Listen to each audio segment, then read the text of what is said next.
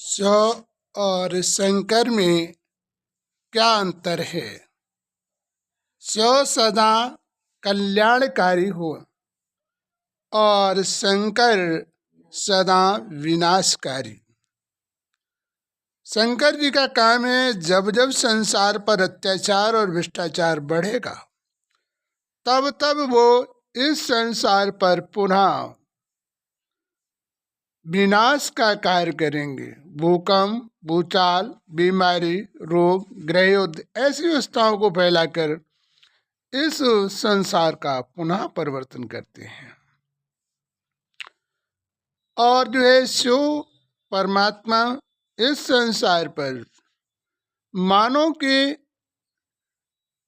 अंदर जो है बुराइयों को निकालकर सत्य मार्ग पर चलना सिखाते और उसी अनुसार से उन्हें देव पद प्राप्त करने का मार्ग देते हैं।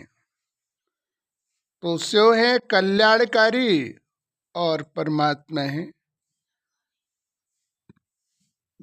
शंकर है विनाशकारी। यही शिव और शंकर में अंतर है। परमात्मा इस संसार में समस्त व्यवस्थाओं का रचयिता है, समस्त देवताओं का भी रचयिता है। इसलिए शिव को ही भोलेनाथ भी कहा जाता है।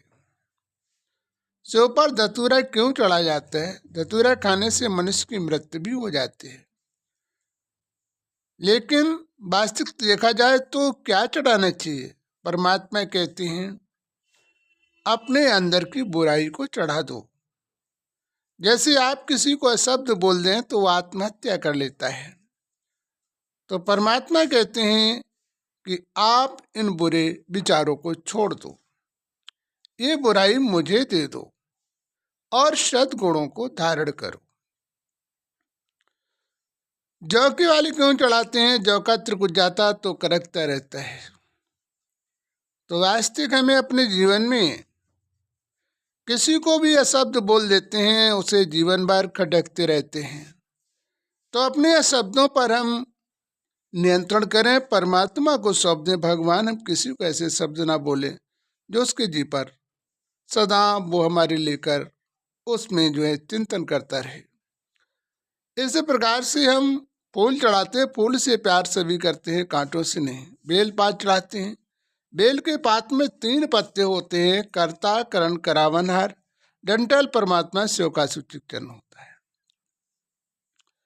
कि वास्तविक हमें अपने जीवन में जब तक अपने संस्कारों का बदलाव नहीं करोगे तो जीवन में कभी सुख प्राप्त नहीं हो सकता है।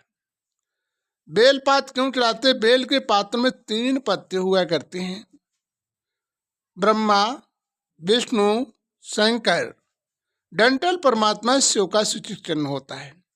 इसीलिए बेल पात्र का सबसे बड़ा महत्व बताया जाता है। तो हमें वास्तविक परमात्मा से कहते हैं कि प्रभु कर्ता, करण, करावनहार, मुझसे कोई ऐसी गलती ना हो जो कि आपके दरवाजे पर आकर मुझे सजाए खानी पड़े। हे प्रभु, इनसे हमें मुक्त करा देना। इस प्रकार से हम जो है बेल पात चढ़ाते हैं। पानी क्यों चढ़ाते हैं? क्योंकि पानी वस्त्र लेकर हर चीज को स्वच्छ बनाता है। इसी प्रकार से हमें अपने जीवन में अपनी सारी बुराइयों को परमात्मा शिव को समर्पण कर अपनी तपस्या द्वारा समस्त दुर्गुणों को दूर करके सद्गुणों को प्राप्त करें, जिससे तुम देव पद भी प्राप्त कर सकते हो। वास्तविक जो है तुम्हें अपने जीवन में एक बात ध्यान देनी, पानी का घेर क्यों से प्रतिमा पे दिखाया जाता है? क्योंकि परमात्मा शिव देवता, दैत्य, दानव सभी को एक गाड़ ले जाते हैं। परमात्मा के द्वारा किसी के साथ अन्याय, अधर्म का कार्य नहीं होने देते हैं। वो सभी को सतमार्ग और सत्यमयी दुनिया में ले जाने का कार्य करती है।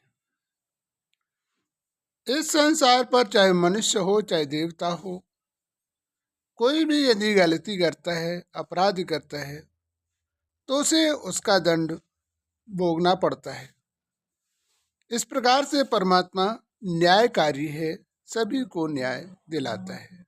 अच्छा, जय श्री परमात्मा।